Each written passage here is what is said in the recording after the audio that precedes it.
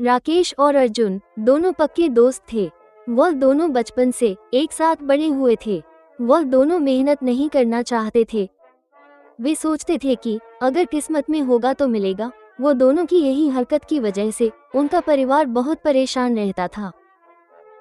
कब तक तुम ये आवारागर्दी करोगे? अपने बाबा के साथ खेत में कोई काम ही कर लिया करो। माँ, आपको तो बस यही छोटे छोटे काम समझ आते हैं। मैं ये छोटे छोटे काम के लिए नहीं बना हूँ। हाँ तो जाओ, कोई बड़ा ही काम कर लो। मैं कौन सा तुम्हें रोकती हूँ। हाँ माँ, वही का तो इंतजार है। अर्जुन भी राकेश के ही तरह का था। वो भी कोई काम नहीं करना चाहता था और किस्मत के भरोसे बैठा रहता, जिसकी वजह से उसके भी माँ बाप परेशान रहते थे। तुम अपने कामचोर दोस्त के साथ रहे रहकर तुम भी एक नंबर के कामचोर हो गए हो। क्या माँ, आप फिर से शुरू हो गई? तुम्हें हर वक्त यही लगता है कि मैं बस शुरू हो जाती हूँ, बाद में पता चलेगा कि मैं तुम्हारी भलाई के लिए ही कहती थी। माँ, आप चिंता मत करिए, मैं ऐसा काम करूँगा कि आपको गर्व होगा। हाँ करो ना, मैं कब से इंतजार कर रही हूँ कि तुम कुछ करो। अच्छा माँ, अब मैं चलता हूँ। अपने वही दोस्त के पास जा रहा होगा। जितना भी इसको समझा लो मगर इसको तो कुछ समझ में ही नहीं आता। पता नहीं इसका क्या होगा। माँ, मेरा जो भी होगा अच्छा ही होगा, बस आप शांत रहिए। अर्जुन अपनी माँ को झूठी तसल्ली देकर राकेश के पास चला जाता है। राकेश, रोज रोज माँ की बात सुनकर थक गया हूँ। सोच रहा हूँ कि कोई काम करना शुरू कर दूँ। मेरी भी माँ मुझे रोज सुनाती है। मुझे समझ नहीं आता कि मैं उनको कैसे समझाऊं। वो दोनों बात करते करते गांव घूमने लगते हैं। घूमते घूमते अर्जुन को लॉटरी की दुकान दिखाई देती है। भाई वो देख, लॉटरी की दुकान, क्यों ना हम आज किस्मत आजमाएं। हाँ हाँ, चलो देखते हैं। फिर दोनों भागते भागते लॉटरी की दुकान पर पहुंचकर एक एक लॉटरी टिकट ले लेते हैं।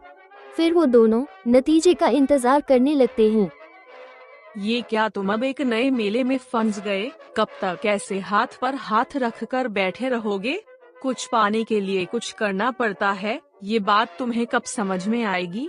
अरे माँ, आप ये बात छोड़िए और यह सोचिए कि जब मेरी लॉटरी लगेगी तो आप क्या करेगी। ऐसे किस्मत नहीं चमकती मेरे बच्चे, कुछ करना पड़ता है, खुद से मेहनत करनी पड़ती है।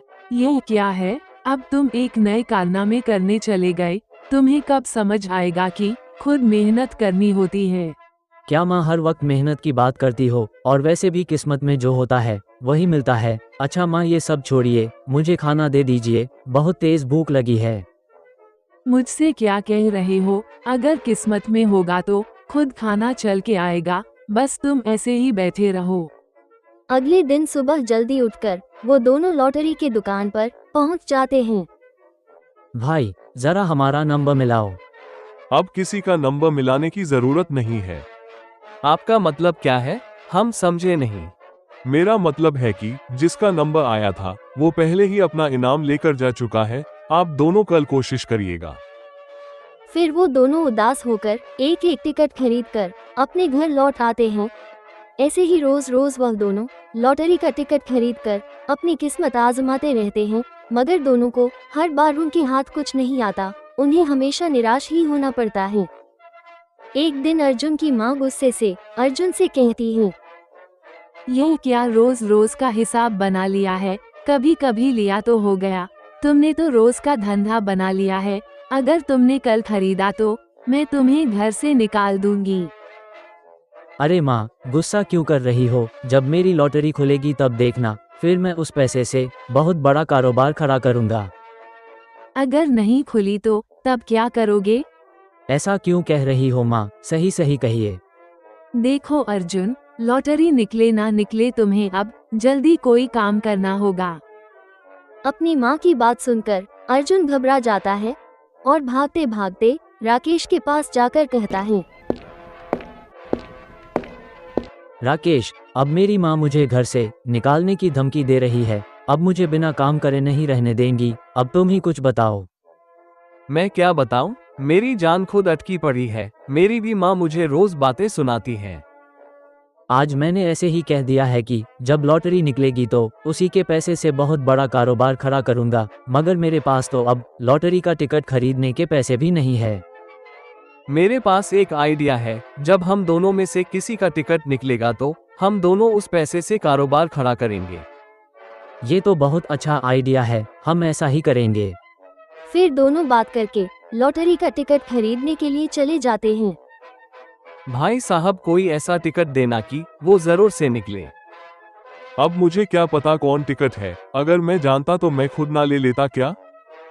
चलो अच्छा जल्दी दो। फिर दोनों टिकट लेकर अपने अपने घर चले जाते हैं और अगले दिन इंतजार करने लगते हैं। अगले दिन दोनों भागते भागते दुकान पर पहुंचते हैं। भाई साहब, जरा मेरा नंबर तो मिलाइए। दुकानदार राकेश का टिकट मिलाने लगता है। मिलाते मिलाते दुकानदार की आंखों में चमक आ जाती है। बहुत बहुत मुबारक हो, आपकी किस्मत चमक गई है, आप लॉटरी जीत गए हैं। दुकानदार का इतना कहना था कि उन दोनों की भी आंखों में चमक आ जाती है। भाई ये तो बताओ कितने की लॉटरी लगी है? पूरे 1000 रुपए की लगी है। ये बात सुनते ही वो दोनों मुरझा जाते हैं। अब दोनों विजयी राशि लेकर एक समोसा का रेढ़ी लगाकर समोसा बेचने लगते हैं। चलो अच्छा हुआ, इन दोनों ने कोई काम शुरू तो किया। मैं इसको समझा समझा कर थक गई थी।